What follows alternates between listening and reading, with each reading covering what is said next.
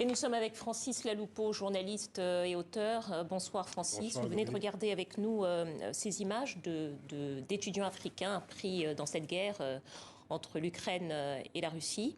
Il y a eu assez peu de réactions de la part des politiques africains. J'ai envie de vous poser une première question peut-être un peu brutale et assez simple, somme toute. Est-ce que cette guerre en Ukraine concerne le continent africain? Est-ce que l'Afrique doit se sentir concernée par cette guerre? On vient d'en voir la preuve avec ce reportage sur la détresse des étudiants africains en Ukraine. Ils sont des milliers. Il y a des relations très anciennes entre les pays africains et l'Ukraine et la Russie. Et dans un monde interconnecté et fortement mondialisé, je veux dire qu'il va de soi qu'une guerre comme celle-là, qui concerne d'ailleurs des partenaires des pays africains, il serait étonnant que les pays africains ne soient pas concernés.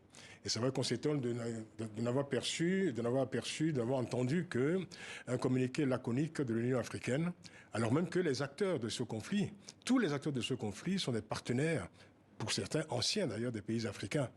Alors aujourd'hui, nous sommes dans un monde où, effectivement, de la Mauritanie jusqu'en Papouasie, quel que soit, je dirais, le conflit qui émerge, le conflit qui se manifeste, il est extrêmement difficile de ne pas se sentir concerné. Alors, Francis, vous parlez de conséquences, vous parlez de monde interconnecté. Concrètement, ça veut dire quoi? Politiquement, économiquement?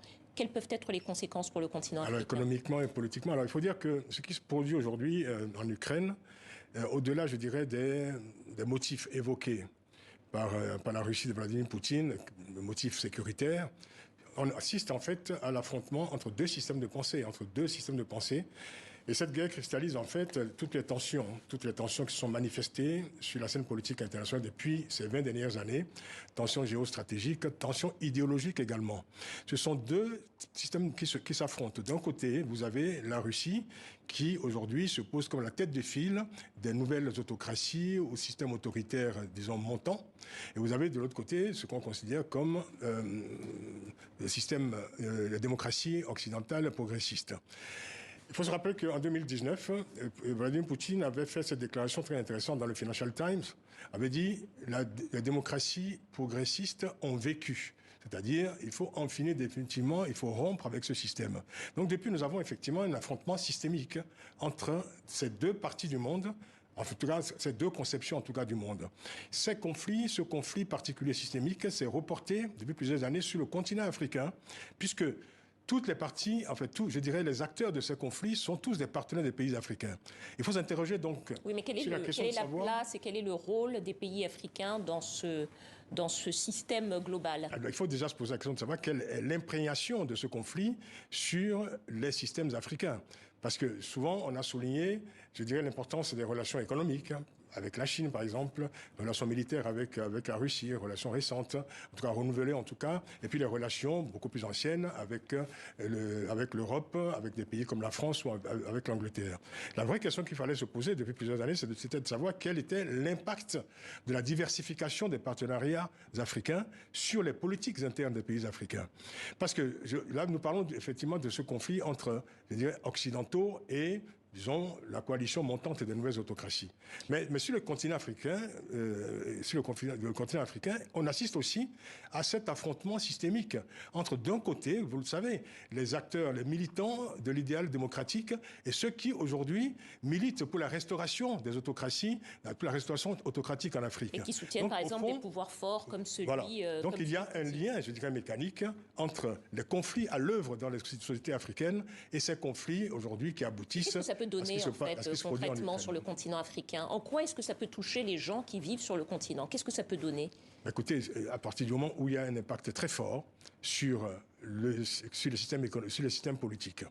On parle également de l'impact économique. C'est un impact qu'il faut observer au cours des prochaines semaines, des prochains mois.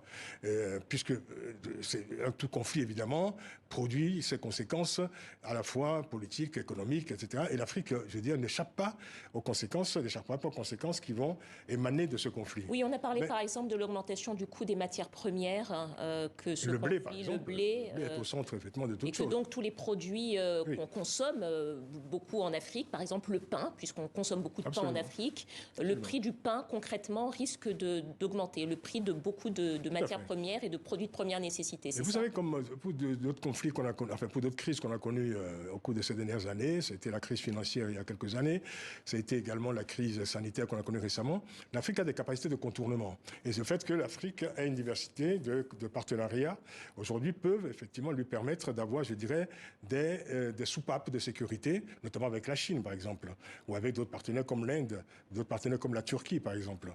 Mais pour en revenir à votre question sur l'impact politique, sur l'impact idéologique, il faut bien souligner que aujourd'hui, les pays africains ont peut-être une opportunité.